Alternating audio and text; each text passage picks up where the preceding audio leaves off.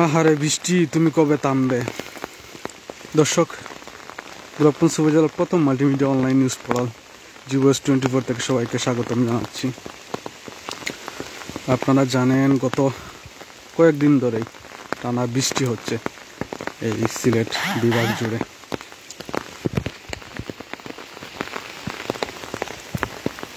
এবং গত রাতে বৃষ্টির পরিমাণ কিছুটা কমলেও সকাল থেকে ফের বৃষ্টি শুরু হয়েছে। এবং এখন পর্যন্ত সরকারি তথ্য মতে সিলেটে বন্যায় প্রায় 7 লাখ মানুষ পানিবন্দী রয়েছেন। এবং এতে বন্যা পরিস্থিতি আরও অবনতি হচ্ছে যত বৃষ্টি হচ্ছে। এছাড়াও তো রয়েছে পাহাড়ি ঢল, সেই পাহাড়ি ঢলও কিন্তু অব্যাহত রয়েছে।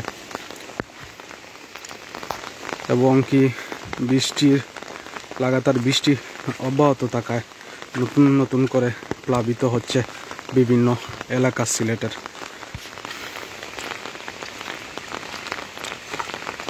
সিলেট জেলা প্রশাসনের তথ্য মতে গতকাল মঙ্গলবার সকাল পর্যন্ত সিলেট নগরীর 21টি ওয়ার্ড ও জেলার 1323টি গ্রাম প্লাবিত আছে বলে জানা যায়। এতে প্রায় 7 লাখ মানুষ এই বন্যায় আক্রান্ত হয়েছেন বলেও জানা যায়। এর মধ্যে সিলেট নগরীতে প্রায় অর্ধ লক্ষ মানুষ কিন্তু পানিবন্দী রয়েছেন। অর্থাৎ জেলা ও নগর মিলিয়ে 627টি আশ্রয় কেন্দ্র খোলা হয়েছে এই যে বন্যায় আক্রান্ত হয়েছেন বা পানিবন্দী হয়েছেন মানুষ, তাদের জন্য। এর মধ্যে সিলেট নগরীতে রয়েছে 80টি আশ্রয় কেন্দ্র। এখন পর্যন্ত এসব আশ্রয় কেন্দ্রে 17,285 জন মানুষ আশ্রয় নিয়েছেন বলেও জানা যায়। তবে বেশিরভাগ মানুষজন কিন্তু নিজের ঘর বাড়ি ছেড়ে আশ্রয় কেন্দ্র যেতে ইচ্ছুক নন।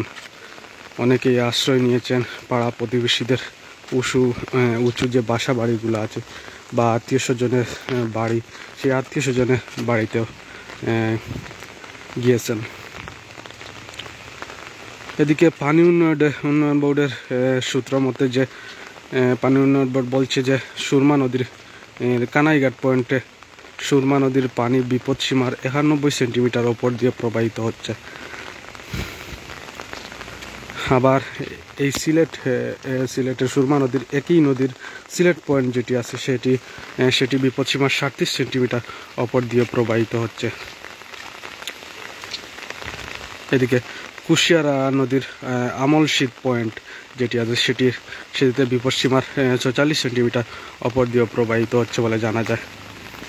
আবার একই নদীর ফেন্সিগঞ্জ পয়েন্টে 92 ও শেরপুর পয়েন্টে বিপদসীমার 12 সেন্টিমিটার ওপর দিয়ে পানি বইছেও বলে জানা যায়।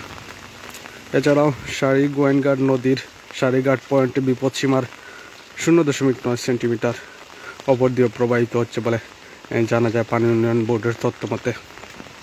এদিকে সিলেটের সীমান্তবর্তী 5 উপজেলা গোয়েনঘাট, কানাইঘাট, জৈন্তাপুর, কোম্পানিগঞ্জ ও যোগীগঞ্জের পাশাপাশি বন্যা ছড়িয়ে পড়েছে সদর, দক্ষিণ সুরমা, বিশ্বনাথ, ফেন্সুগঞ্জ ও আমাদের গোলাপগঞ্জ ও বালাগঞ্জ উপজেলায়।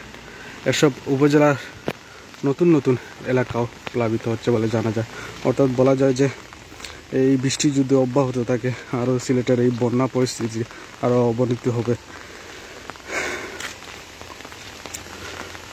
তাই আশা রাখি সবাই ঘরেই থাকুন, সুস্থ থাকুন এবং হেফাজতে থাকুন, এই কামনা করে এখনকার সরাসরি লাইভ থেকে বিদায় নিচ্ছি। সবাই সুস্থ থাকুন, ভালো থাকুন।